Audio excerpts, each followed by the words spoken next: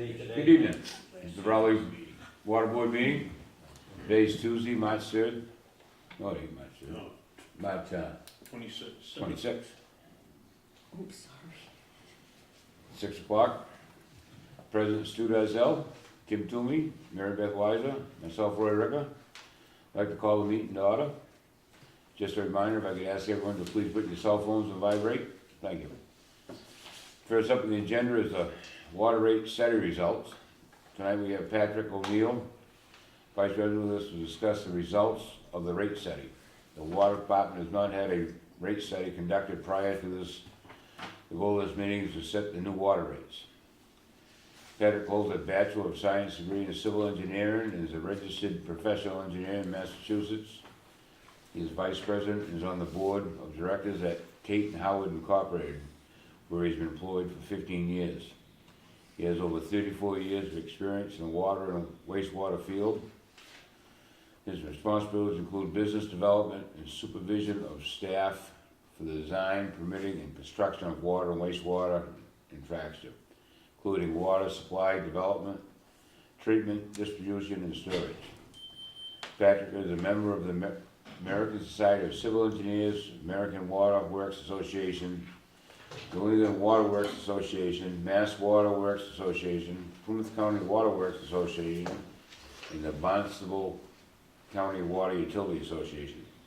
He also serves on a number of committees for these associations. I'd like to welcome Patrick. Yeah, please.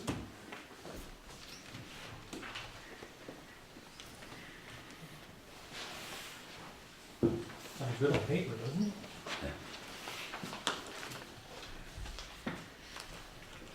Well, I'd like to thank you for allowing us to assist you in going forward and planning your finances. I know it's very important. It's very tough decisions to make for the board and for the public. And you have to try to keep moving the department forward, and unfortunately that takes money. So what we've done, we haven't completed, you'll get a bound report, but I know you had to make this decision. So we went through and ran all the numbers to come up with these tables that we submitted, which are the basis of decisions going forward. I'd like to thank Mary Beth Weiser, your superintendent, for her assistance. She has done a very comprehensive job at putting together the numbers that went into this as far as the budgets, capital plan going forward, and without that, the rest of it's meaningless. So that was a great start and was very helpful. So this is set up kind of to go in sequence of how we looked at the finances. So table 1 is the operating expenses. And we first looked at FY15, you'll see the fiscal years labeled on the top, and then the left column is the major line items in the budget. So we started with FY15 is the budget you're working in now, and we worked with Mary Beth on how the line items have fluctuated in past years and developing how to forecast those going forward.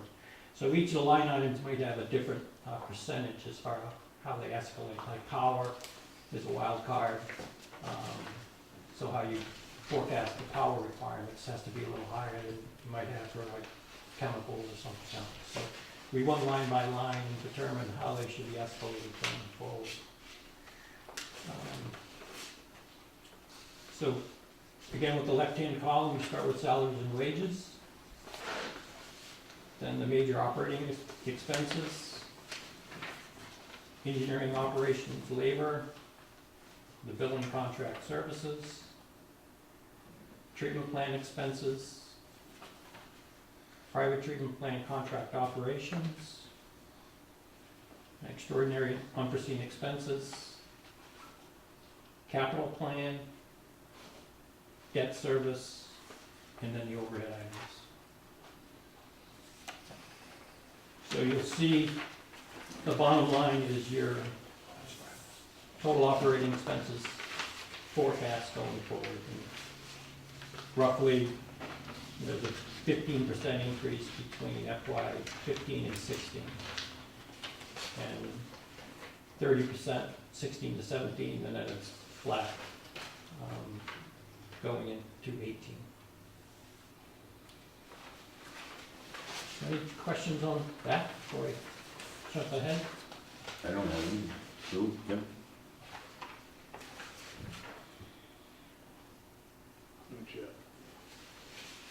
So this is the projected total operating expenses. Correct.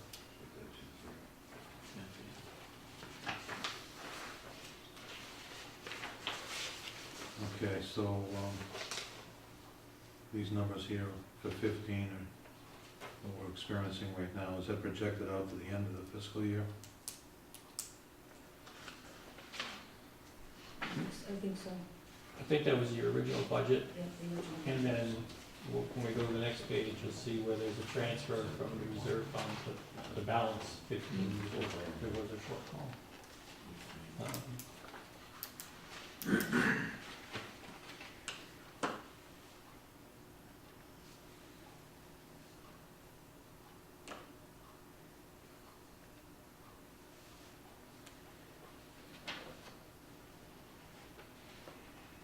So the energy cost have doubled between 15 and 16? Which one is that? Energy?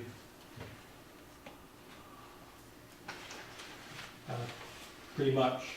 Why is there a doubling of that? If you remember, when in FY 15, you had that line for treatment plant expenses, in that line in FY 15, you see how it says 395,590 in FY 15? That number included electricity. In FY 16, we took that out of the treatment plant line and moved it up into the energy line.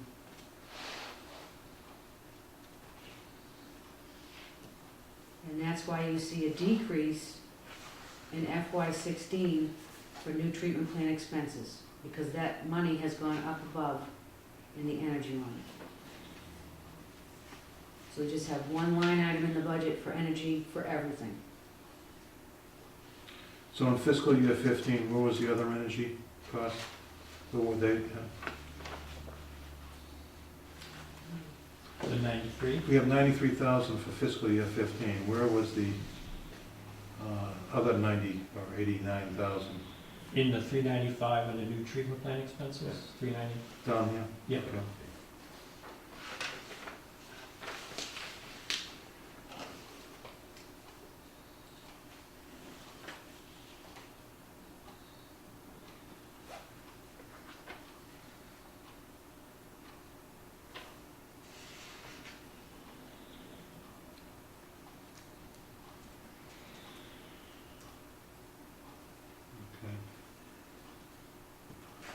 All right, so that's table 1. So, table 2 is, you can see at the top, we transferred the operating expense numbers from table 1. Then we went into the non-rate revenue. We've included the rate discounts, which is a program the board has going on the payments. So you'll see that as a deduct each year under the non-rate revenue. Then there's rate abatements, service bill abatement, commitment service, capital improvement fees, interest and demand charges, bank interest, registry fee or liens, miscellaneous, hydrant rentals with a subtotal. And then we have a line for transfer from stabilization, because that was required to balance 15. Then revenue total for the non-rate revenue is, say for 15, 335, 898. Deduct that from, add that to the, deduct that from the operating expenses, and it leaves at the bottom line the balance of revenue needed to be made up from the rates.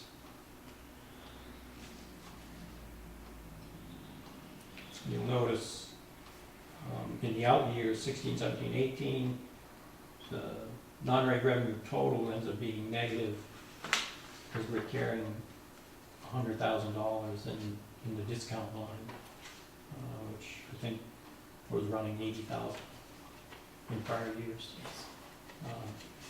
So that kind of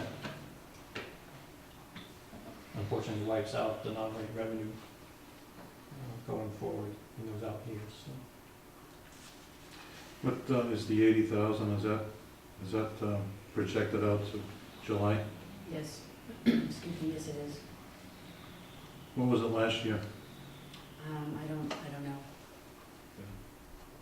And why is it 100,000 versus 80,000? Why would it be different? It was an unknown. I guess it's just a little bit conservative, not knowing how many people will come in. As you raise rates, people are looking for means to save money, so you might have the potential for more people to come in to get that discount. So it's just a little bit conservative. You also, during the year, increased the discount time period from, I think, 1 or 2 weeks. Yeah, we went from, instead of being 10 days, we went to the end of the month. Right. So that would probably have an effect on it as well. That's 20%. You remember how we used to have it 10 days, and then we changed it the same as like the light department had it, went to the end of the month? Okay, so that's $20,000 more in discounts.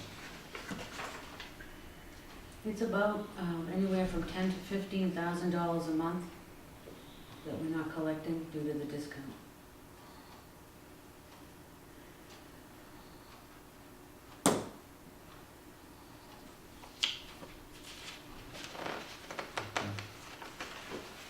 Anything else on that one?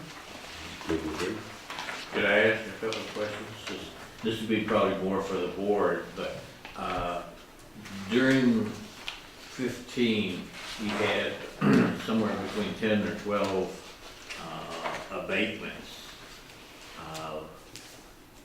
I don't think it was, I don't know whether it was significant or not, I don't think so, but would that show up under the rate abatements or service bill abatements line? Excuse me, I think they were putting, that number was falling in the service bill abatement line.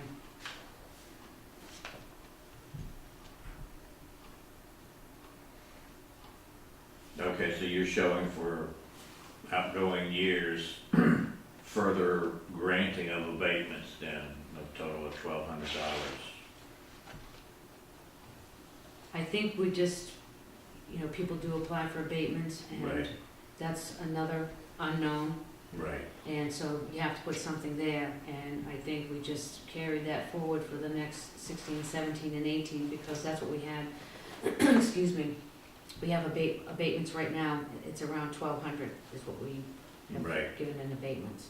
So I think that that's where that number came from, and just carrying it through, because we don't know. I mean, 17, we could end up having $4,000 in abatements. We don't know. It's gonna come through the door. Right, but you could also change, we'll say, your policy. Again, I don't know how much the abatements total was for this year or so, but, Well, what it is. as far as rates, it's probably insignificant, but. And then on the hydrant rental, does that include the non-working hydrants? I mean, are we paying a rental fee for hydrants that aren't working?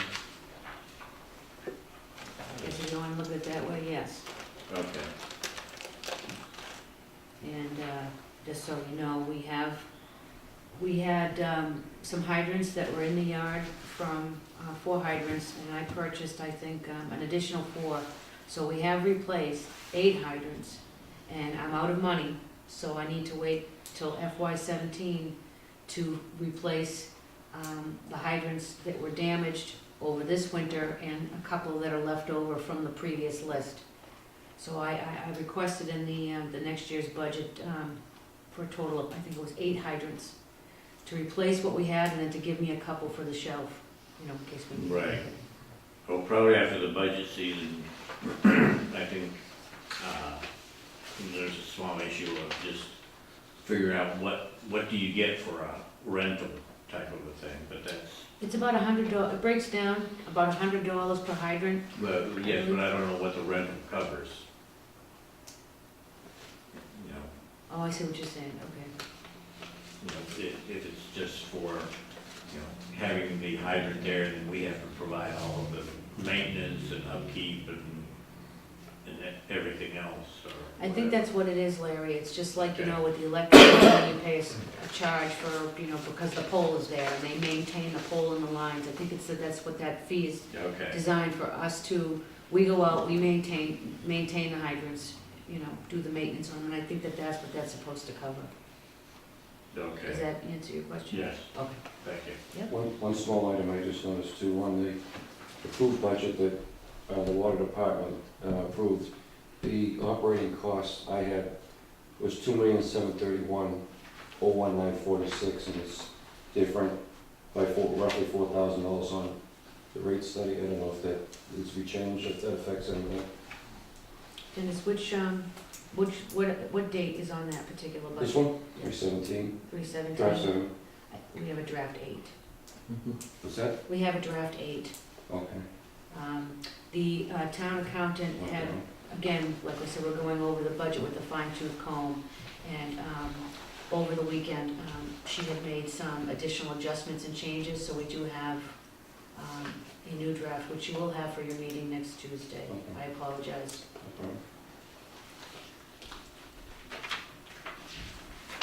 Anything else on table 2?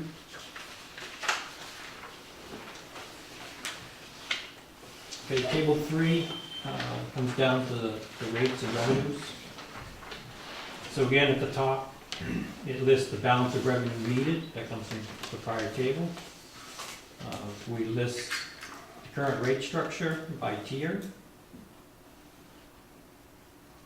And then existing rate revenue, we had a whole summary of 1 full year account information and billings. So we used that, current rate structure, and came up with the estimated 1.975604 from rate revenue. In addition, going forward, there was an estimate of potentially 10 services a year. So each service will provide you additional consumption usage and billings. So in 16 through 18, we assume 10 new services a year. Again, it's an estimate, and then you'll see the 9,966 is the revenue from those 10 services.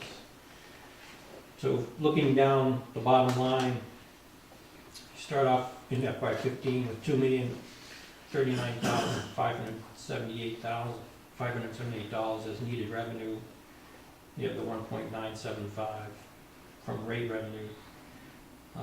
This is showing a deficit, but as Mary Beth mentioned, she's been working with the finance department, and we haven't seen the latest adjustments, so that's been corrected as far as I know, last weekend or. Yes. Then going forward, you'll notice 16, 17, 18 all show a deficit. Starting in 16, 770,000, increase to 1.5 million in 17, and again 1.5 million in 18. The immediate concern is what to do for 16 to come up with a balanced budget in order to go to the Selectmen and Finance Committee next week. Questions on that one? I have just one question, and that's, on this rate, and also on table 6A and B and C, are you using, we'll say if I use 40,000 gallons a month, I'm sure that you'd be happy if I did, but would I be paying a progressive rate? In other words, the first 4,000 gallons would be at $14.91, and then 46 would be at the, okay, so it's a progressive rate and not, Yeah, it's a sending Okay. block. It is the rate structure that DEP wants public water supplies to use. Right. 4,000 get paid back. okay, thank you.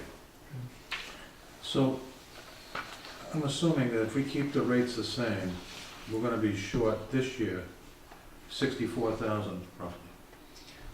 Well, that's been corrected. I guess Mary Beth has been working with town accountant and Sue. So what is that now? Well, actually, we're not generating, right now, the way things look, projected out to the end of the year, we're not generating enough revenue to cover this year's budget. So if we recall, I've put the department on a spending freeze. So that's at 63. If I spend everything that's been on paper that's budgeted for, we will have overspent the budget. And that's what we talked about, where the town would have to come in and make up that difference. But at some point, when we start to generate money, we have to pay that money back to the town, one way or the other, so. But that's at 63, 973 number. Yes. What the confusing part was is that, and I'm not an accountant, and so I don't, balancing the books like the town accountant does, that's not my forte. So, I would say you'd have to direct some of those more detailed questions to the town accountant directly, because, that's something that she works on when she balances the books. Okay, so if this projection is accurate, this table shows us that we're gonna be 64,000 in the red at the end of the year for our budget. We passed back last May. If we keep the rates the same, we're gonna be $770,000 in the red, if we keep the rates the same. Correct. For next year. And the following year, it's gonna be 1.5.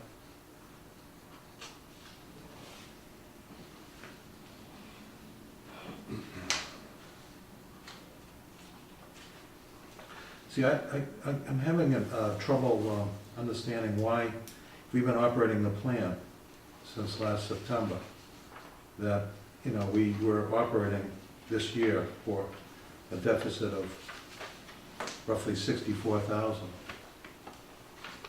at the end of the year. If we go forward, is this because we have a big capital plan coming In in 16, 17, and 18? In 16, there's 92,000 included for capital, on table 1. And in 17, there's 713,000 in capital. So the major jump is the capital item. The capital from 16 to 17? Correct.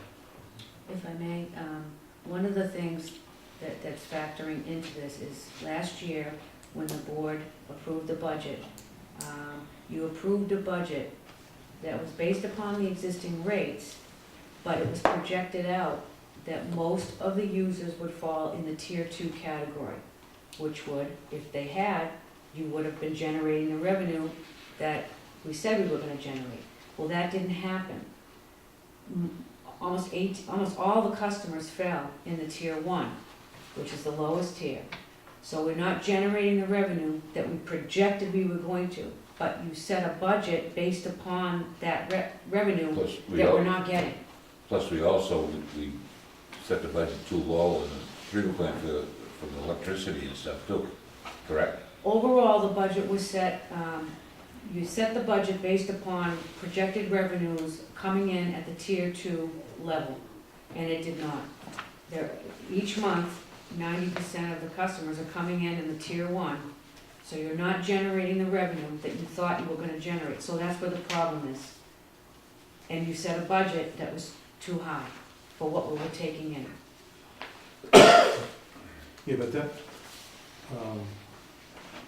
only accounts for, in the red, being 64,000. So if that indeed was because just that the middle tier rate dropped down to the first tier, and there was a lot of less money generated because of that. We still operated the plant for a deficit of 64,000. Well, there's the transfer Yeah. in the stabilization fund of 305,000, that's what balanced, got you to that point. But if you look at, table 2, I think you had 600 and something in the stabilization fund, you're taking out 305 to get to where you are on 15, that's what got you there, not the rates, so. You can't really dip into the stabilization anymore. Right. So the next alternative is change the rates. So we dipped into the stabilization for 305,000? Yeah. What generally was it that for, remember? What was that? What was that generally for? It was mostly electricity, wasn't it? Electricity, chemicals, purchasing a set of Paul filters, and the paving of Central Street. Oh, this paving of this, It was 60, I believe. okay.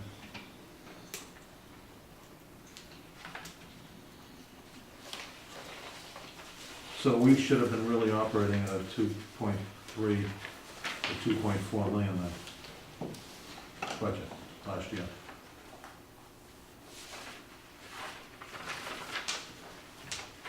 Yeah, 'cause we added the 305 to this. Correct, yeah.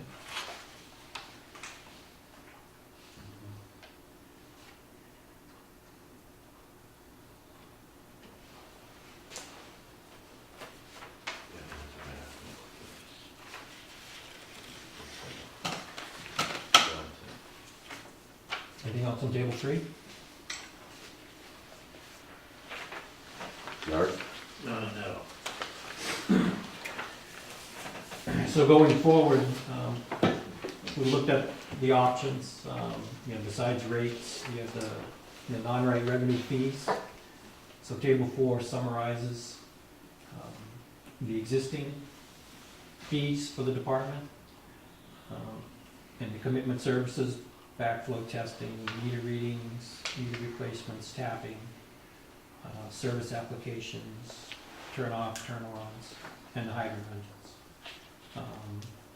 So one thing we looked at is bumping up the fees. It doesn't gain you a lot, but it does offset some of the increasing costs. So we've estimated a quantity for those particular items to forecast going forward. We've shown the existing fees and revenue generated, which is $79,875, and some proposed fees for those items, which would increase your revenues $234,200.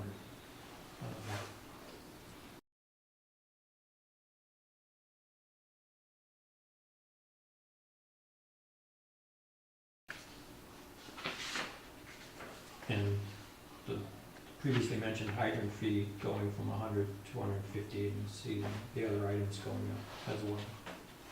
That's this year, next year.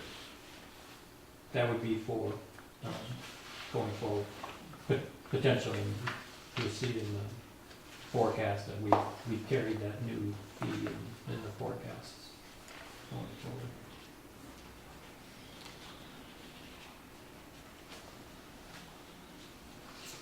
Questions on that one?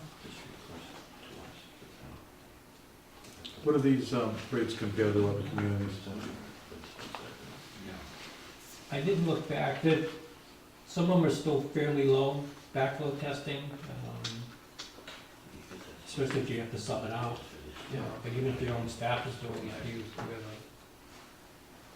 a salary to pay for somebody to go out and test and survey. So that's probably a little low, based on what I've seen. The final read is in the ballpark, 50 to 100.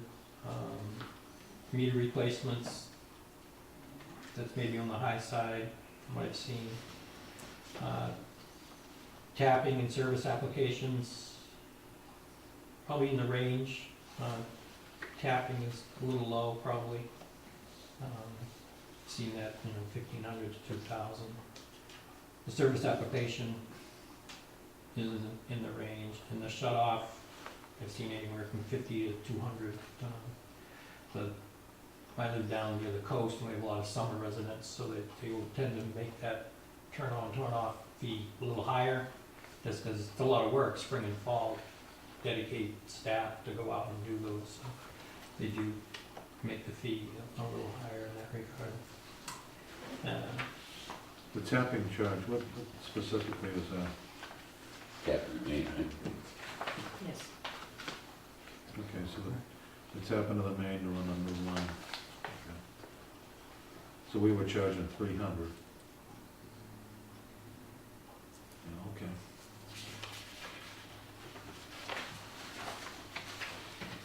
And you remember with that one, Mr. Toomey, we have to purchase the tap and sleeve.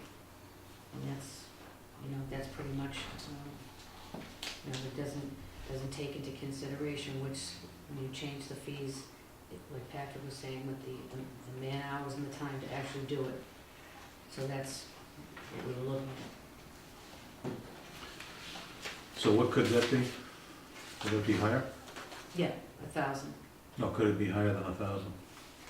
Well, I mean, I've seen tapping charges, several, where you have, a water department has a fee for 1 inch, 2 inch, 3 inch, 4 inch, 5 inch, and so on. And there's a separate tapping fee, and it's set right in there, so if, the contractor comes in and he wants to run a 6-inch fire service, okay, well, that's gonna be like whatever it is, $6,000 for the fee, and it includes in the tapping, the tapping sleeve. So what we were doing in the past, we were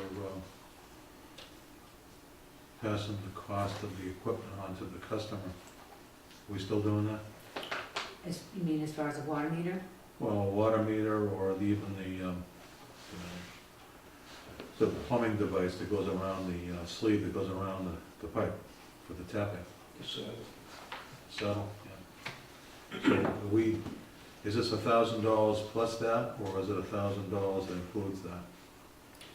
The new service is 3,000, correct? Well, we have a $3,000, thank you, a $3,000 application fee. That a new service, a customer comes in, wants to have a new service. No. Currently, because of the staffing, we're not tapping services, so where the contractor has been tapping under our supervision, the main, because we just don't have the manpower to do that. But normally, the way Raleigh Water Department is structured is that they only tap up to 1 inch. Everything above 1 inch is, we put back onto the contractor. We don't currently tap anything larger than a 1 inch. Right now. Down the road, it's a possibility. So is the contractor providing the sleeve, or we providing the sleeve? No, the contractor is providing all of the saddle, sleeve, whatever it is that they need to get that service installed. I think that's where that company, begins with H, comes in there. It's a Holy, around a tan truck, yeah. They've come into town a couple of times. I think they're the ones that do the big mains, correct? yeah, Holy, EJP, I see them pass, both those guys, that service. Yeah. So you're collecting, the tapping charge of existing 300 and the new service application of 3,000 to cover your cost. Other communities, as Mary Beth mentioned, was they'll actually do a range from 1 inch to 12 inch, whatever comes in, and have a charge. And that just goes to the department. And the contractor still, or the developer, are still required to pay for all the installation by a private company. Those charges are just to cover your pretty much expansion of the system to provide for that service, not for your labor, because they're doing the labor themselves. So those two, that could be broadened if you had a lot of larger services going in, you could come up with an expanded fee schedule for the larger taps. And communities that have a lot of development would do that to to capture some revenue as the system expands, to cover some of those costs, so.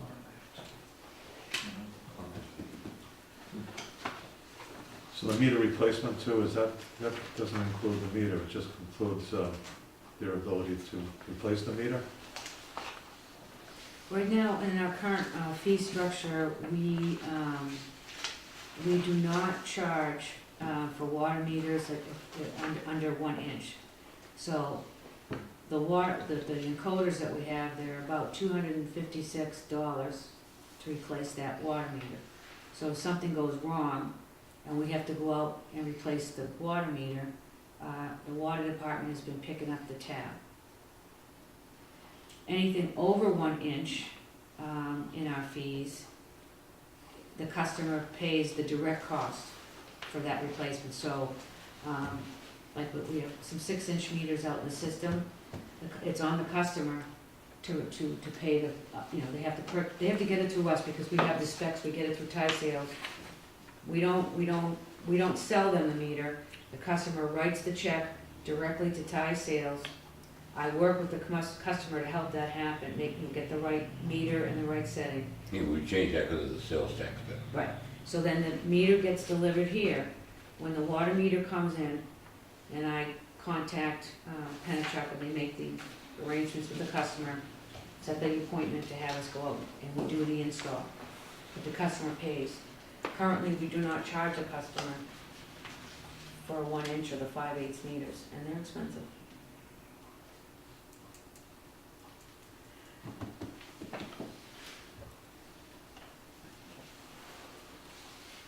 Anything else on the fees?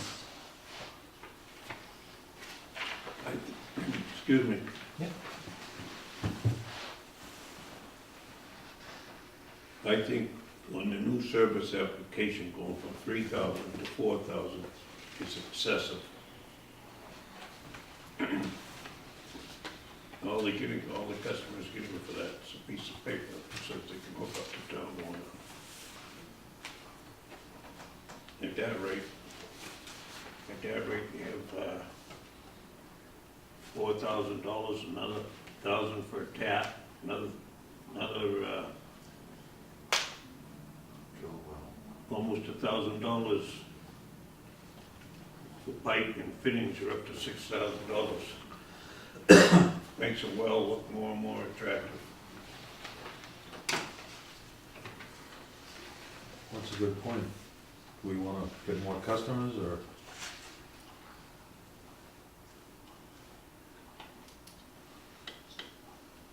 Well, like I said, most systems have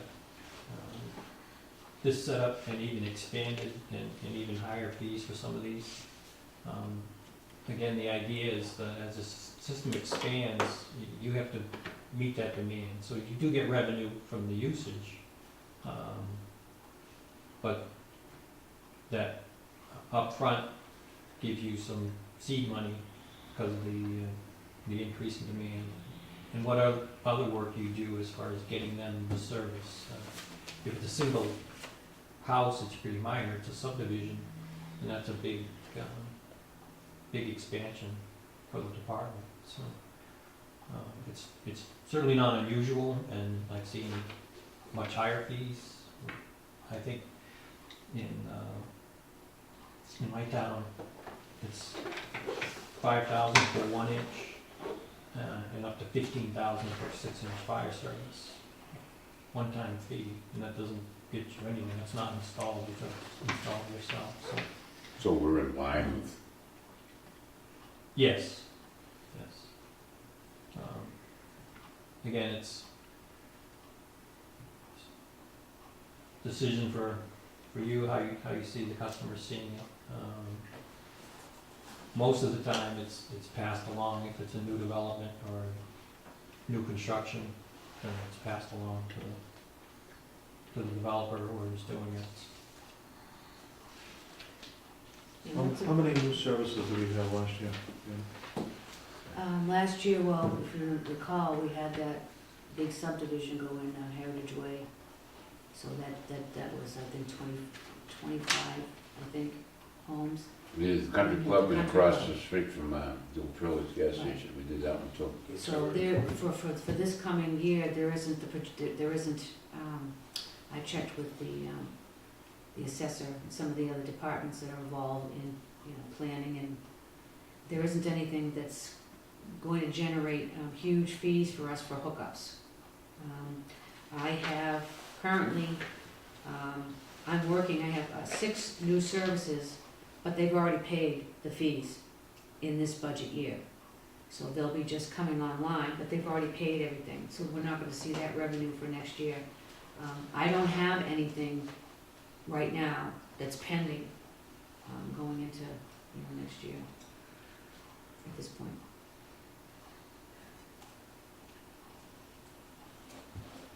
And the one thing with that fee is, when the customer comes in, we process the application, we review the plans, especially if it's, it doesn't matter, even if it's just a residential home service. If there's a septic system, we need to make sure that it's 10 feet away. If it's not, it's gotta be sleeved.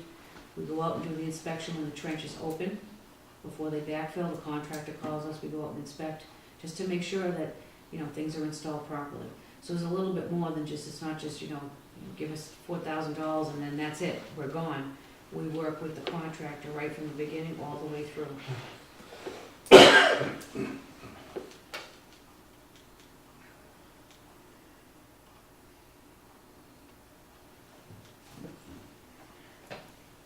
More on that one, or jump ahead? 5. Jump ahead.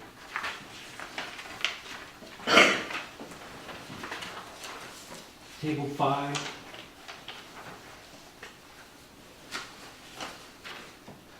So what we did with this table is recalculated the revenue needed with the new fee structure. So it would compare to table 2. So the only difference is the various fees and the non-rate revenue. So say the bottom line, 15 doesn't change because there's no fee changes, but for 16, the revenue needed based on the existing fees is $2,755,000, and based on the change in fee structure, it's $2,683,000. So that just shows how the fee structure impacts the needed revenue from rates.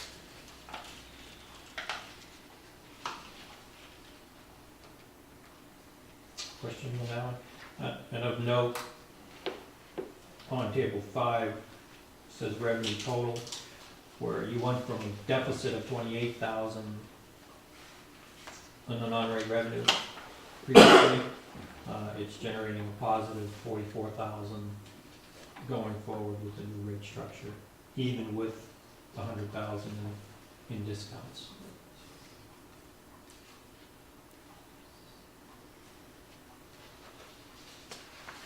Questions on 5?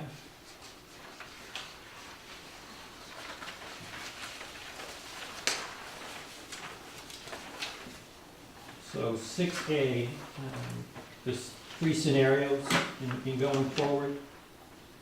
6A includes an adjustment of 12% across the board of the rates. It also includes having a base charge for each service of $20 a month. And then also the new fee structure from table 5.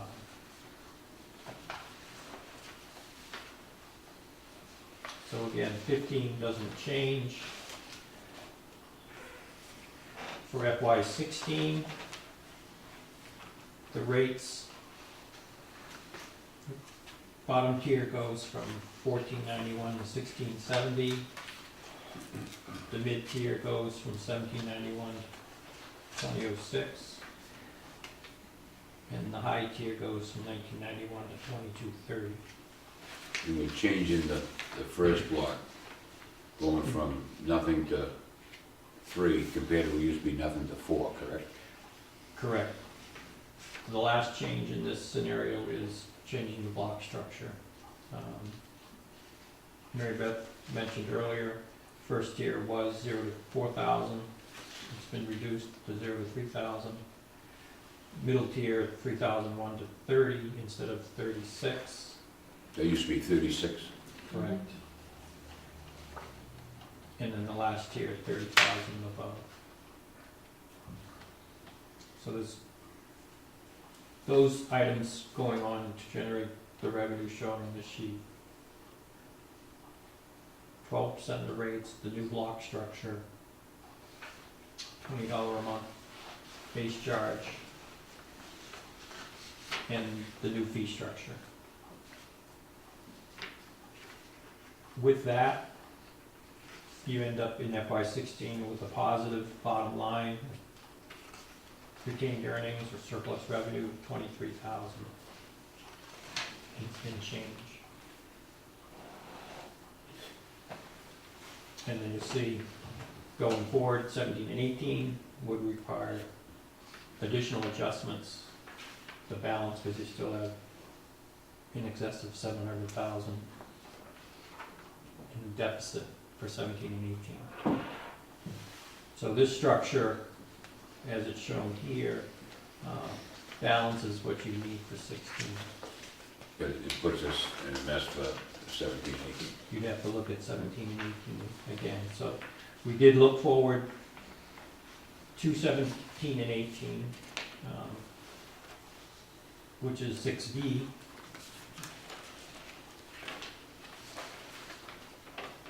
So 16 stays as it was, 12% in the rates. And again, trying to generate a positive balance in the end of the year. FY17 would require a 32% rate increase, and 18 could be constant. Again, this includes the base charge, the new rate blocks, and the new fee structure. Obviously, you don't have to solve 17 tonight, but again, looking ahead, if you want to maintain the capital plan, some decisions would have to be made next year or plan for that. And I'll just jump quickly and then we can go back to 6C.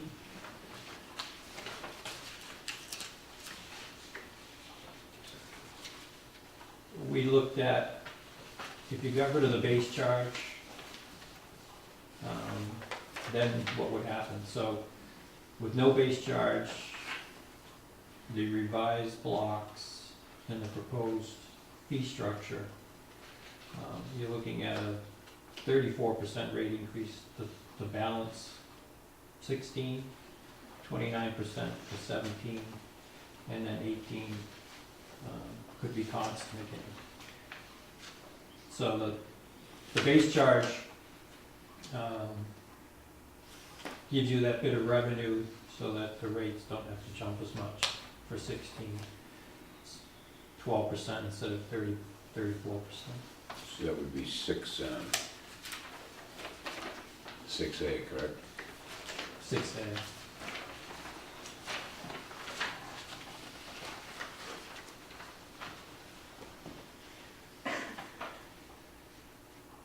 I know there's a lot of numbers, but basically the new fees. I mean, 6A would take care of this year, Correct. but I mean, we still gotta do some serious work on, for the following year. But it would take care of this year here, it's just try and ease into it.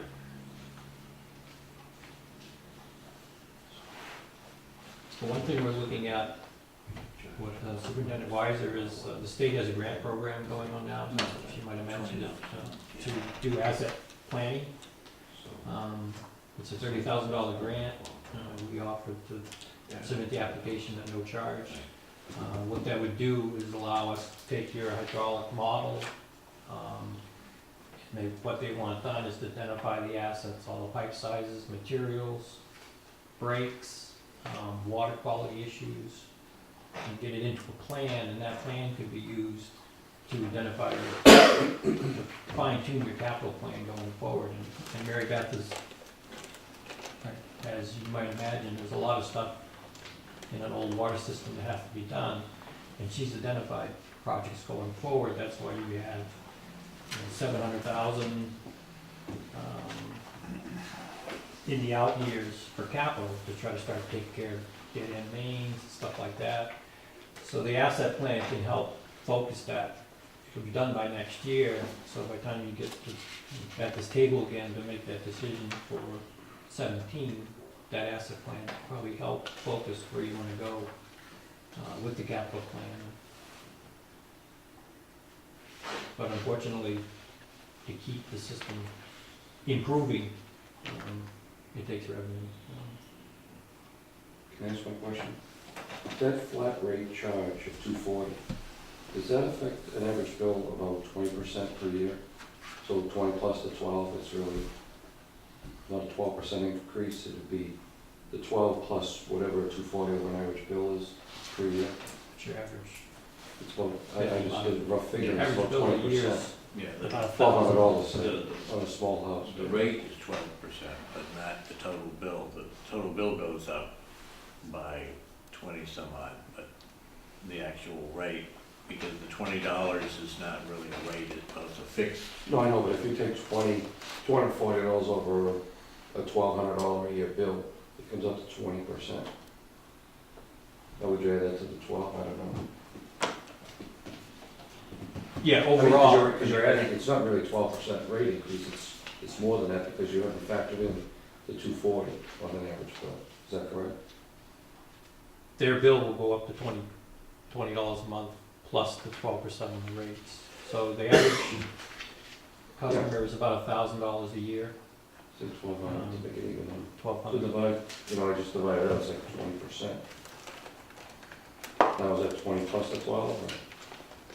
Yes. I guess my point yes. is, it's not a 12% rate increase, it's more than that.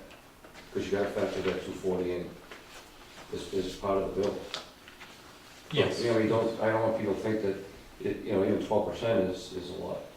240 is a new number that has never been introduced into the water rates before.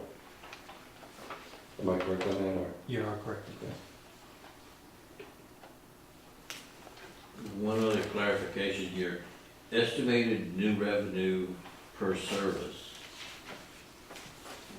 Should that be estimated new revenue per total new services? That 11,000, for fiscal year 16, 11,565. Yes, that's not per service. You're correct. Okay. That would that's for all total the- service. For the 10 services. Okay. Correct. And then the existing services, we'll say for fiscal year 17, I don't think it's gonna make a difference, but that number would jump by the 10 estimated to 1826 and then 18 to 1836. But I don't, since those are, the revenue per service doesn't jump up that much, I'm sure it's gonna be insignificant in making a difference. You're correct, yep. The total numbers of services would go up by the prior year, new services, basically. So A and B are both $20 a month plus. Correct. And then C is do away with the 20, but we gotta have a 34% rate increase. For FY16. Yeah, you end up in the same impact on the customers, it's just how you structure the fees.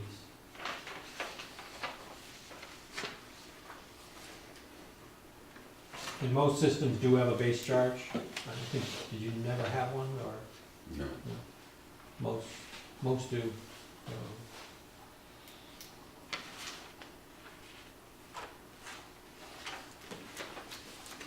Is that base charge charged irrespective of if the customer is there or not? If they go to Florida for the winter and have their water turned off, are they still going to be $20, Yes, it's a okay, It's so. service it's charge. irrespective, okay. And I do have one additional question. Is it traditional to have only 3 tiers of rate? That's the most common. I've That seen a is the few with most common. 4 and some with 2, but 3 is the most common.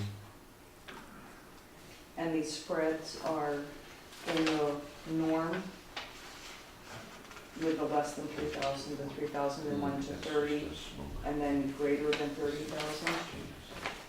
I didn't get into comparing them. Some start the high tier a little lower. With the change in the high tier from 36,000 to 30, you're capturing a few more customers. I think 292, um, what I calculate. that in that tier. Some have a little bit lower on the higher tier to capture a little more of the high usage. I didn't compare this directly to some of the others. No, I'm just asking, not specifically on this, but in your experience, that if that is traditional. And as a consumer, if I used 30,001 gallons, would I be charged the 1670 at 3,000, and then the 3,001 to 30, my bill would be for the 20, and then anything that exceeds that would be 2230? Or would Correct. my entire bill be based on the No, 2230? you pay for the first block, then you pay for the next block, and I then see. the last excess goes to the third block. Okay, thank you. So you can control where you fall if you can get your consumption down. That's the idea of the tiered rate. You reduce your consumption, back yourself down the tiers so you can save. Okay, thank you. conserve. Have you factored in that if you do increase the rates, people will either go to wells or conserve more, therefore kind of upset the whole revenue source here? We had forecasted flat as far as consumption, and at, I think, 120, billed usage at 120 million, which is fairly low. You will get that short-term effect where when the rates go up, at least for a year or two after, some will go to wells for irrigation and or just conserve. It usually drifts back up over time, but the first couple of years you will get a drop in consumption. So we were pretty conservative in the usage, and it's flat going forward.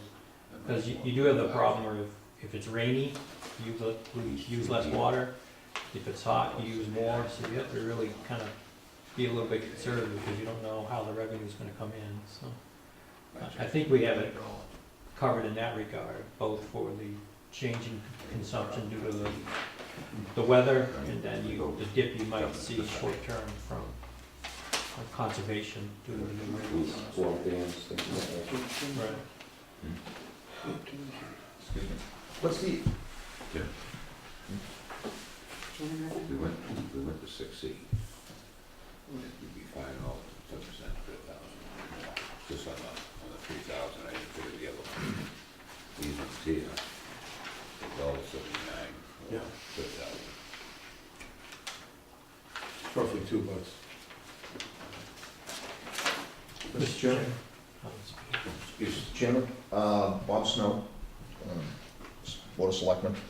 I'm just doing some quick math, and I was just wondering, what's the average consumption of a resident in Raleigh right now? The average residential, around 4,000, right? is about I 4,000 had about 5, but I was only looking at per month? the last round, yes. Okay, so, under table 6A, where everything basically stays flat at 3,000 gallons, if you just use 3,000 gallons at $14.91, will we come out with something like 44.73, is that correct? I had to get my brain out. I'm figuring, I'm figuring at a 1.4 cents. Well, I just did some quick calculations. If we go the new block, going from 1 to 3 instead of the 1 to 4, Right, it comes out to $1.79 more per thousand. okay. But then we're gonna, if we went more over 3,000, now you're gonna be into the different block from 1791 to 20.06.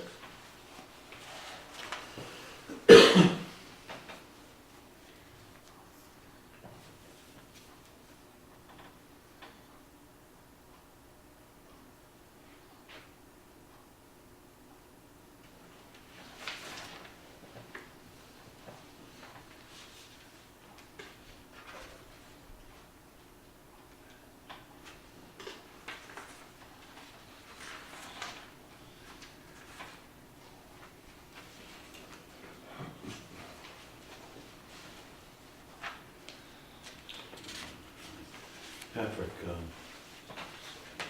only 1,800 customers. We're probably crowding in the 1,800. Yeah, I had 1816 right now. Or 18 what? 1816. Okay. So 1,800 customers. What other communities are around 1,800 customers around that have, you know, any rates what they have? We looked back a little bit, I didn't look at a lot of it yet. I didn't do any direct comparison because a lot of systems use 100 cubic feet billing versus gallons, or 1,000 gallons like you, so you'd have to convert one or the other to compare them. Yeah. There was, I just kind of went by the total annual bill, which takes out that calculation, and I went by population. You're at 6,600 population. I think that, So you looked at the total budget for those communities of around 6,000 people and 1,800 customers? they run anywhere from annually is in the 300s to 1,500 is one of the higher ones I've seen, annual. You're looking at your average customer at about $1,000 Going by this a year. 1 year, I come up with $100. Around, I don't have any specifics around here at this point, but I have seen them 800, 900, the highest for probably annually about 1,500. You're just talking averages, or are we talking? The average annual water bill. 1670 per thousand. So in other words, we're at about 1,000 now? 5010 for 3. Right, based on 5,000. Yeah, and then what you've seen 2,000 gallons. with similar systems, 6, with similar communities as plus the $20. as well as 800 and as much as well? 22 cents. 1,500. Really? What would prompted something to be a $1,500? I'd have to go look at that one. The big driver is treatment now. Most systems resisted putting in treatment for years. You had iron and manganese and you lived with it, or you abandoned the well and you didn't new well to find better water. Well, you can't do that anymore because the regulations are too strict regarding the land. So people are going back to add treatment, and as you felt, unfortunately, the cost of treatment is expensive. So a lot of systems are just getting into that mode now. You know, I do a lot of work on the Cape. They never had treatment plants, and now treatment plants are coming every year. Somebody's building one. Yeah. I'm doing an 8 million gallon a day plant for Falmouth, who they've resisted for the last 30 years. So that is such a rate impact for everybody. That's kind of the big driver when systems go from being, $500 a year annual bill to 800, just because that cost and your other costs keep going up. Electricity and the plant brings more power costs, more chemical costs. So, everyone's kind of in the same boat, but the cost to the consumer is just going up because the water quality has to be maintained, either from natural causes like iron and manganese, or the regulatory process is getting much more strict. So you know, your treatment, distribution, has to be better in order to meet the regulatory requirements, so. It's unfortunately a perfect storm of stuff that drives the rates. Okay. Do you have any comments from either member? So, excuse me. Yes, both. Again, so on table 6A, so I just did some quick calculations on 5,000 gallons. If you use that, that would be about, in FY15 would be $80.55. Yep. And the 5,000 a month, and then FY16 would be about $90.22. I come up with I'm one, about 96, but add the $20, plus Up to 20. 20. You could add so you can be like 110. Hmm. What I came up with 110.22 for 5,000 gallons. That's with the additional With the The $20 base charge. plus base the, charge. Okay, that's. going from $14.91 I'm to just talking $16.70. about water usage, but with the base charge, I'm adding another 20 to those figures. Yeah, because I came up with $90 and 22 cents. Then add the 20. Okay.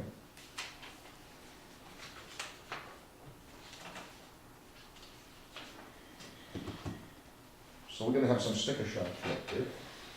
But it's compared to the last one, C. I mean, I think they'll probably hang us if we went for C.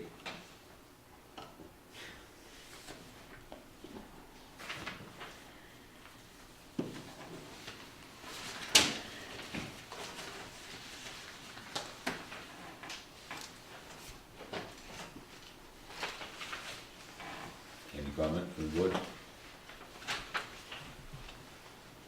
Once again, right now, the average is about 1,000 a year. Per year. Yes. So if you go to the new, this 6A, what's gonna be the average bill? $5,000.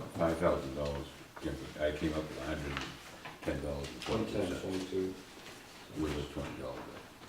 so 1322. 1,322? Oh, for the year, I didn't figure for the year. Yeah, For 5,000 gallons. yeah, 13 and change. So it's still under 15,000. Or, yeah, 1,500. 1,500 a year, which is on the high end, so that's 6A. I mean, in the meantime, if we went 6A way, it is an increase, yes. And I'm not happy with it any more than anybody else is, but, and then check into that, like you was just saying about the grant part, to work on, you know, for next year. 'Cause I mean, that's 34%, that's a big step. Yeah, you'll have to take a close look. You have another full year of operations of the plant, so they have a much better idea of the cost there. I mean, we haven't had a full year, we've only had, what, 8 months, Right. So 7 months? you'll be able to refine those numbers, check the revenue again, and rebalance it. Like I said, we typically will work with communities every year, just to check the tables and Yeah. and reforecast to see where you're at, where you're going, so year to year. Actually, we're only in 7 months, right? The end of August, yes, September, Yeah, October. August 27th, that's right, so you can't really count August. So 7 months. You know.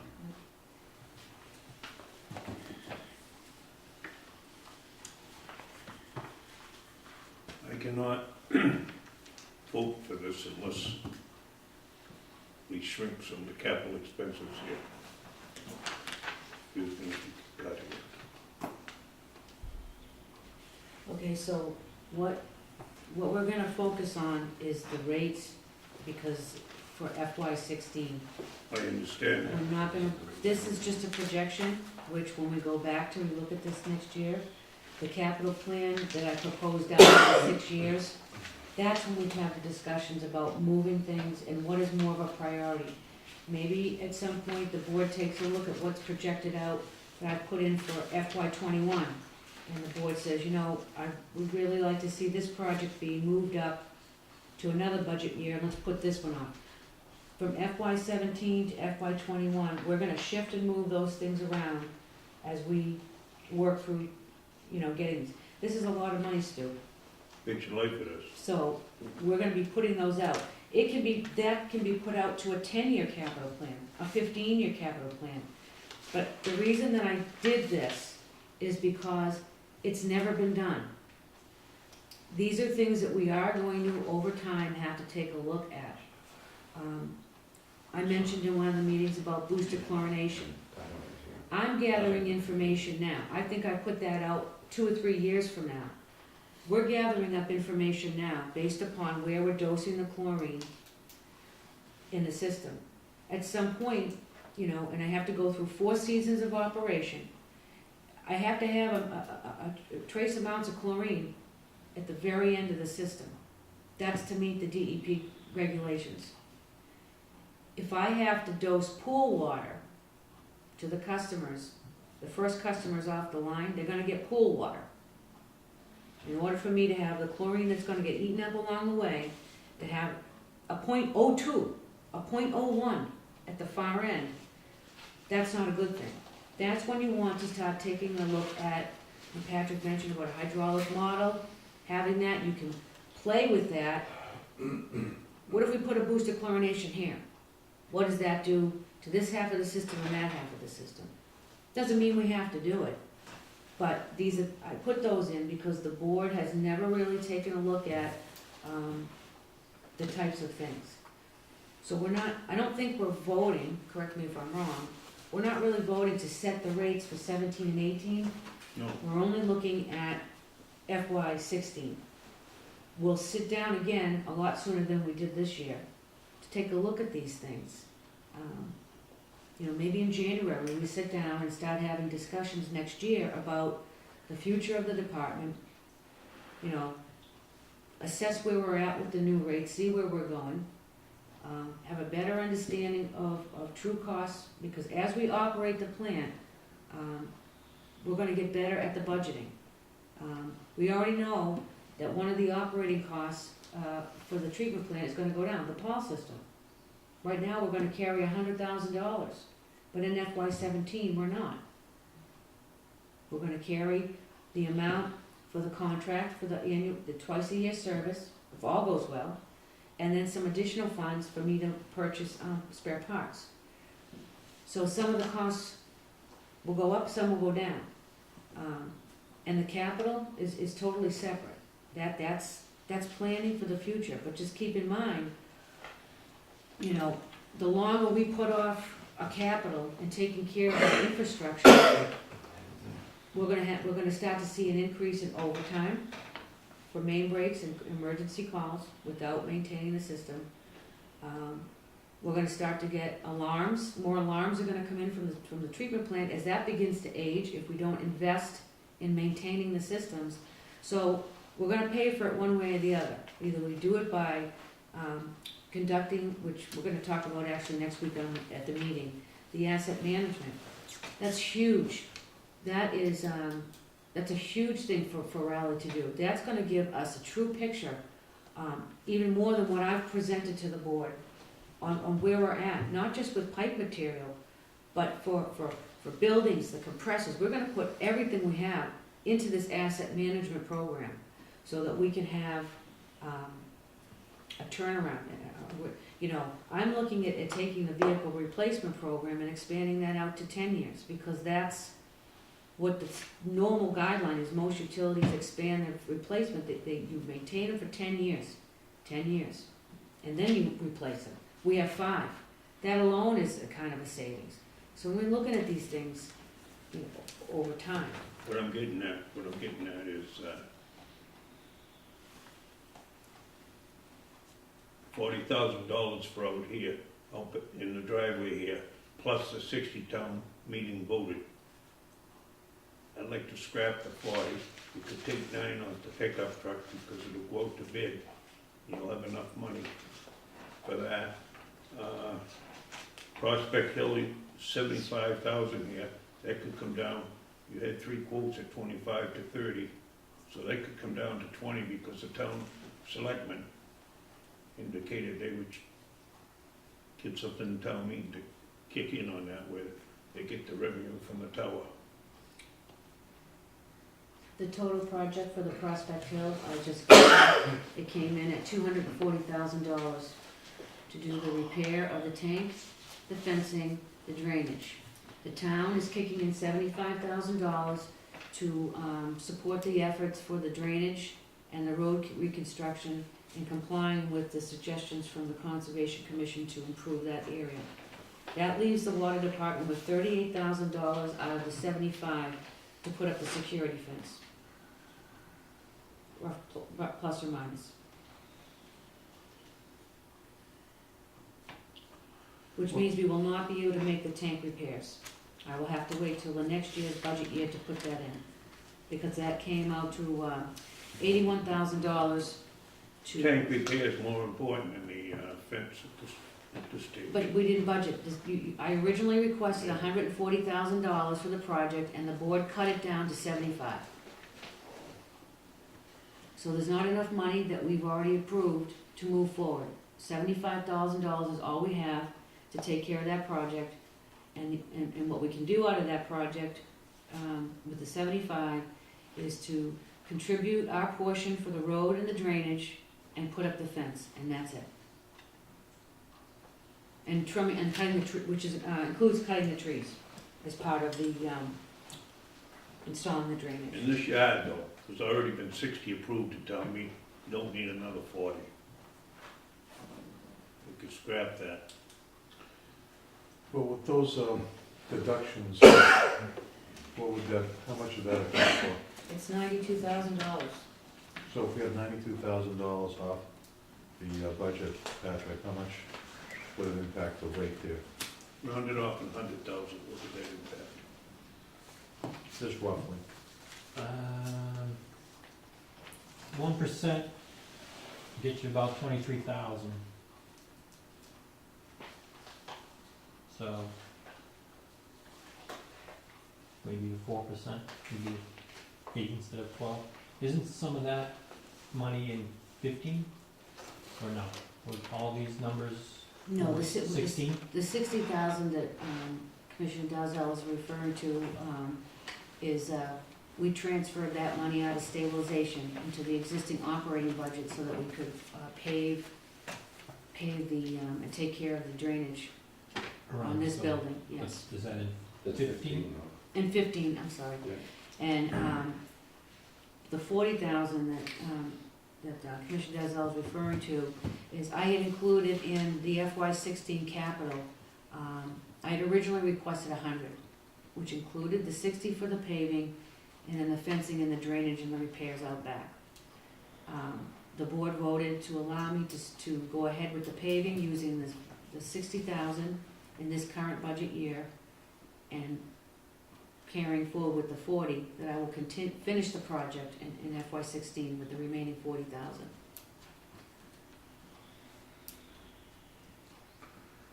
So the 16.70 would probably drop down around 16, is that what you're saying? 6A?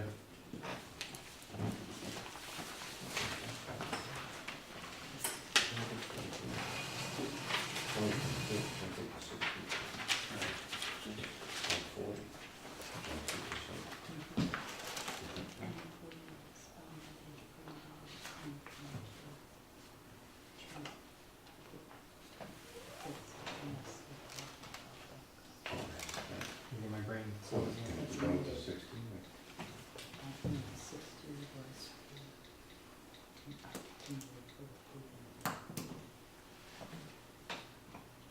So it'll be a $2.6 million budget.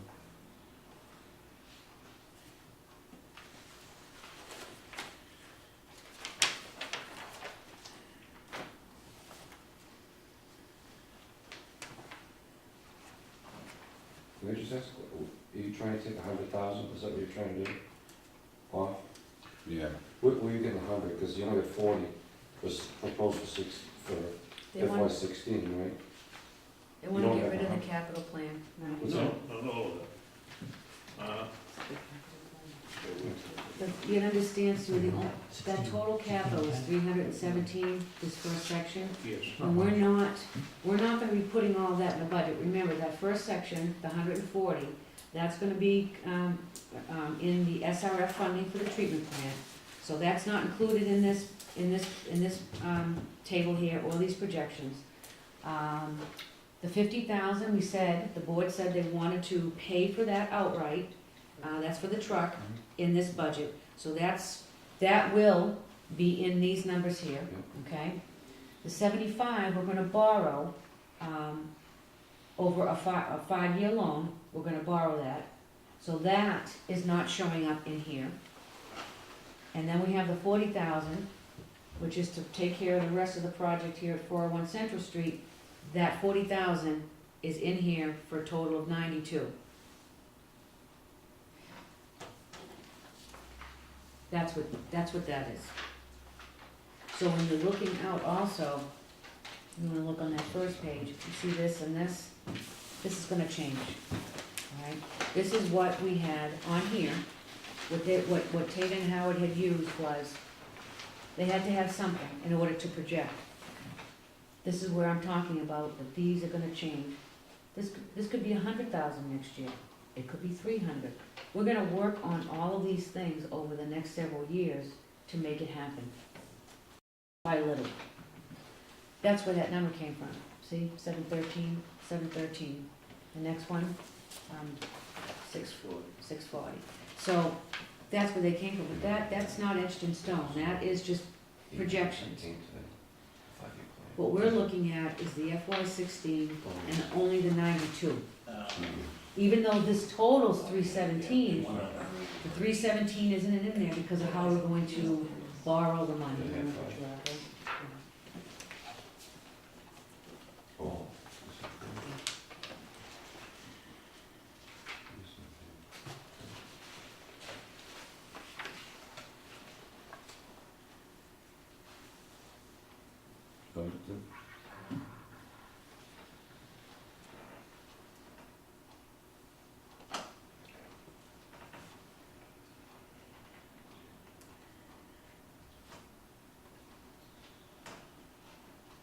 I think myself we should go with April 6A.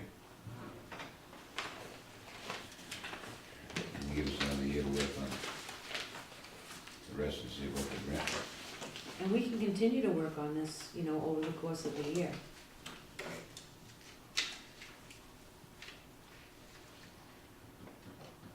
This is all based on the budget that you passed 2 weeks ago? Yes.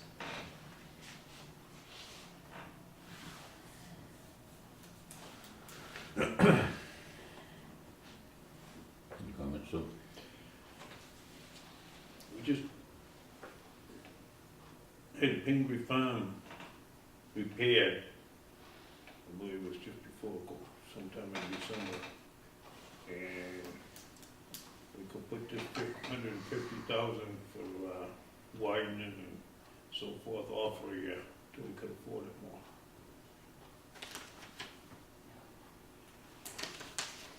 In a year from now, there won't be any SRF money, and that will have to go directly to the town's borrowing.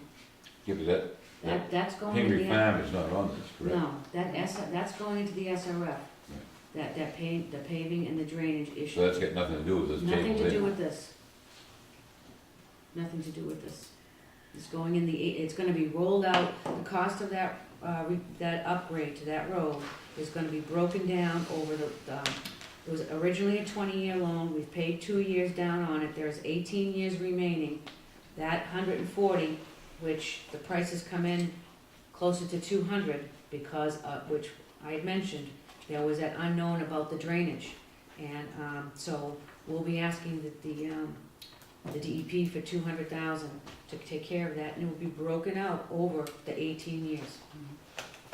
And it'll be just part of the loan payment that treasurer takes care of. So I mean, like what Stuart was just saying, take that off. You ain't gonna change this at all. That's right. Yeah, you can take those out. It's the 92. That's the only thing that's in here.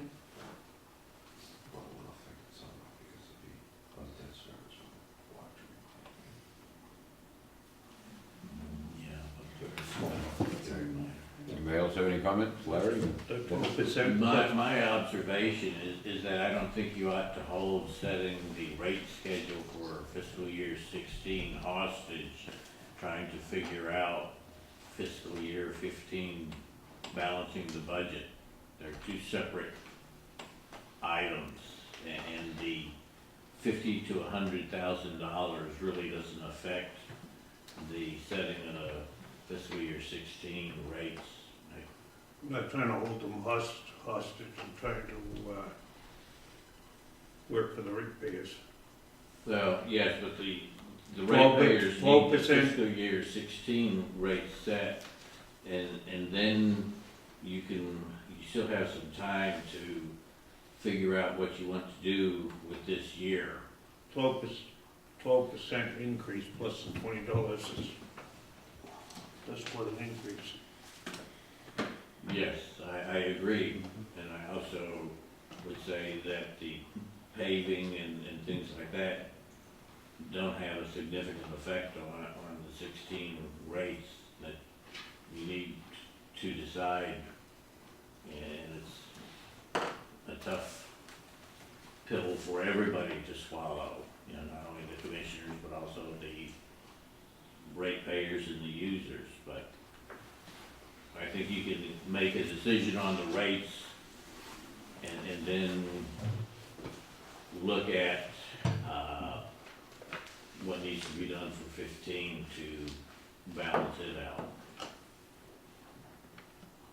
And if I may, the budget that the board approved and has moved forward, which is now before the finance committee and the selectmen, if we don't do something with the rates, and let's just say that it passes, we're gonna be operating at a deficit. So we do need to, take a look at this. I know that the board has been saying right along, you know, we don't wanna raise the rates, but in my opinion, since I've been here, I'm not so sure that this was closely addressed Well, as it it's the should first have time been. since I've been on the board that we had Exactly. a rate setting like this. And that's what I was just gonna say, is that I think if this was done 5 years ago. during the design phase, and so that the town and the water customers would have known, okay, you should have been given an operating budget. You should have been given a staffing plan. Well, you guys didn't get this. And so now we have to do things right. We're kind of backpedaling. We should have gone through this 2 or 3 years ago. And you could have gradually brought on the people that you needed. Instead of having to get 2 guys, July 1, you could have brought your staff up. You could have brought your rates up very slowly. You weren't presented with that to be able to do that. So now you're faced with this decision. I understand it's a very difficult decision, but if we don't do something, everything comes to a screeching halt. The finance committee and the selectmen are not gonna vote on our budget knowing that the current rate structure isn't gonna support that. So, this is where we're at. I'd like to make a motion that we go with the table 6A, and it gives us time to work on down the road, you know, for the 17 one. And then maybe there's a lot of things we can chop or do different, Absolutely. but to get through this year, I mean, we've got to come up with that extra 23. I make a motion that we go for table 6A.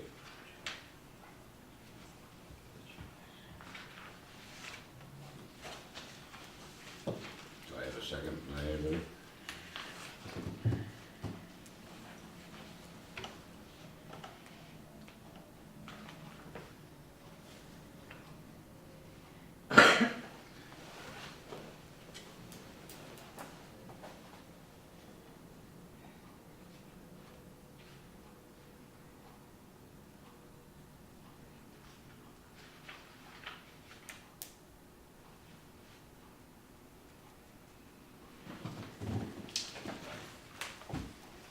Jim? I'm not second that. Stu?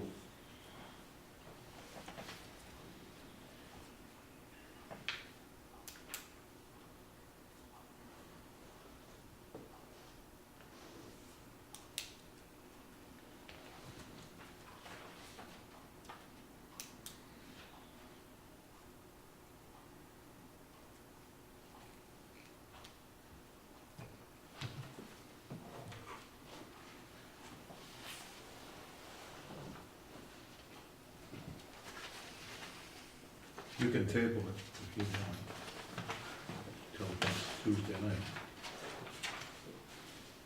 Yeah, they met Monday night. I wouldn't advise that. We're gonna be holding up the schedules of the entire process. This has to go, the warrant these things have to go into the warrant. I know that the selectmen are talking about this on Monday night. We are on the agenda for the finance committee for Tuesday night.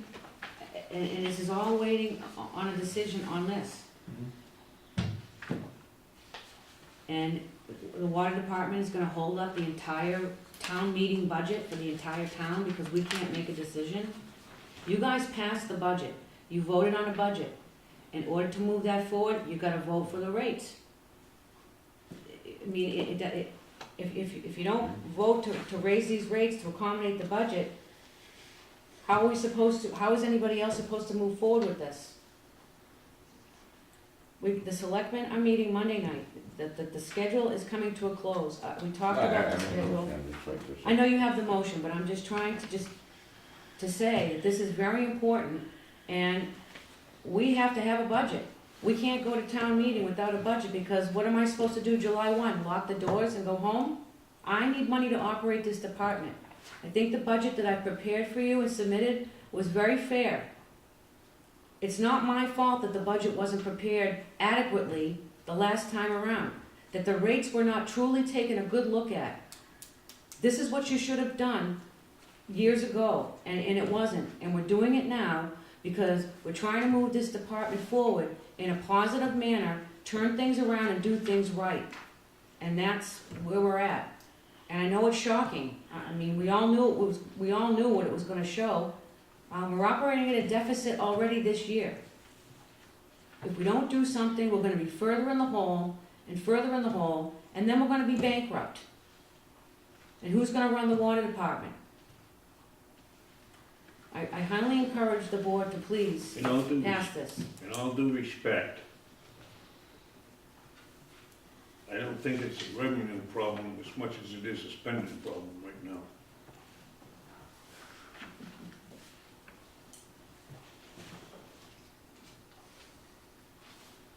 But you're not spending for fiscal 16. You're projecting. And you're setting the rates based upon the budget projections. That can always be adjusted. Again, you need to separate fiscal 16, which is the setting of the rates, separate from fiscal 15. They're two separate entities, and you can deal with them separately.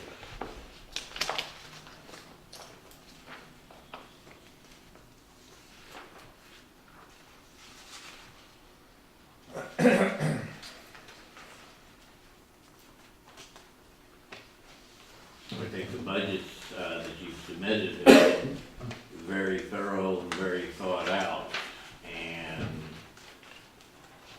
the rate structures proposed by Patrick and his company have been very thorough and have given you options. And I think you're picking the best option for fiscal year 16. Granted, there's some problems in the later years, but those can be addressed. Those are estimates. Once you get a better handle on stuff, you're doing a good job on fiscal year 16 and the budget and what you projected on. You're very close to balancing fiscal 15. My advice is to, like you say, set the rates for 16. It's, I think. I mean, that gives us a year to go over the capital part we can change and Right, you adjusting let's see about the grant bit. the capital expenditures, you can, for fiscal 15, if it comes close, maybe you don't buy the truck, we'll say. you know, you can balance it that way. You know, you have options for 15 on balancing it, which have no effect on 16 and the rates. I think you can easily set the rates for 16, and then address the fiscal 15 deficit, or paper deficit that it is now, and work on it for the remainder of the time. So at least you'll have the rate set for This would go 16. into effect till July 1st, correct? No, I think when you set the rates, it goes into effect. I'll have to check on that. You can yeah, you can set You can a set- time You when just it say goes into effective July effect. 1st. No, I'm just asking, Yeah, because the money's just for a fiscal year anyway.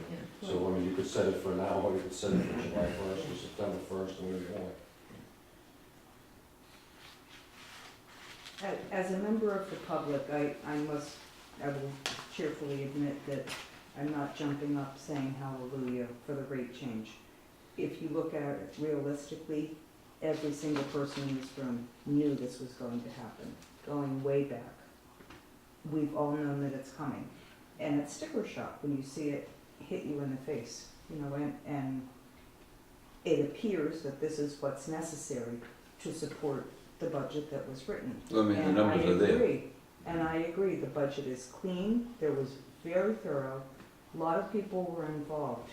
You know, am I happy and tap dancing saying that my rates are going to increase? I certainly am not. But as a member of the finance committee, it's indicated to me that this is what is necessary to support the budget that was written. Yeah. And we can sit there and nickel dime it and, you know, look for 50 cents here and, you know, $20 here. And that would be such a negligible change on the 1670. Could it become 1669? Yes. Okay. But that's by nickel diming it. Just my 2 cents. I'd just like to add that, you know, I mean, the water commissioners kept the rate equal last year, $14.91. We have a $12 million plant, everybody knew that that was gonna cost more. I think it'd be foolish not to at least be close to where you need to be, because I think when you look at the numbers for 17 and 18, and whether you cut your capital plan or not, the numbers are gonna be there next year too. I think we're gonna be going through the same thing. The only option you have is to take money out of the stabilization fund, which you don't wanna do. So the only way you're gonna be able to balance it Yeah, is save to for put the reserve. rates up. And I think, you know, you can cut 100,000 or 200,000 out of this year's budget, but I think when you look down the line, we're gonna be facing this next year as well. So you need to sort of look ahead a little bit, even though you don't wanna look ahead, because I think last year when the rates were kept level, there was no looking ahead. We just kind of said, well, we'll wait till next year. So I think the step is here, and you gotta make the step, and it's a question of how big of a step you wanna take each year. Well, that's why I said the 8th, I think it's a smaller step to start with. you I know. mean, I just don't like the 240 in there, the $20 extra, because that's a hidden cost if you add that to the, it's more than Exactly. 12%. And so you say the rate base, oh, it's 12%, but it's not 12%, it's 15 or 18%. But, I mean, You that made it number has to be 34. included in there in order to make the budget work at the bottom line. So, I mean, you either put it there or you put it in the rate. So you disguise it by putting it down here, and then you keep the rate at 16.7. Yes, Bob. Gentlemen, sometimes you have to make ugly decisions, okay? Stu, you were on the Board of Selectmen 3-4 years ago. We had to make that decision. We had to cut across the board, all departments, 2.5%. I called at that time I was chairman of the board, I called all department heads up, and I had to make a real ugly decision. Gentlemen, you gotta make an ugly decision, and you gotta do it. Things have not, we know the history here, been 7 years I've been on the Board of Selectmen. The problem has always been 401 Central Street. You got a budget, you gotta take the bull by the horns here, and you have to do it. Do you like doing it? You're probably not gonna like doing it, but you gotta do it for the solvency of the water department. You have a superintendent who has got things back on track, which nobody has had their eye on the ball up here, okay? But now, we're moving ahead. It's an ugly decision, but you gotta make the Nobody's decision. had their eye on the ball up here? No, Mr. Toomey, nobody has. And I can attest to it because I did an investigation up here and I brought it to the forefront. And don't tell me that nobody knew what was going on in the back room up there. Anyways, right now, you gotta make a tough decision. I tell you what I'm gonna do. I'm not happy about it. I'll second the motion. But I'll be around here for another 13 months. And I'm gonna be tight in the back on a tree. We have a motion, we have a second. All those in favor, everybody signify by saying aye. Aye. No.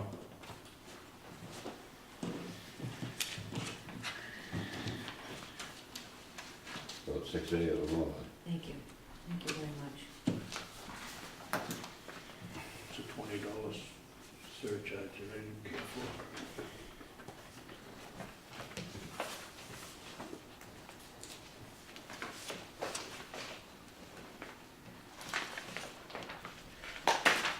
Next meeting's gonna be, March 31st.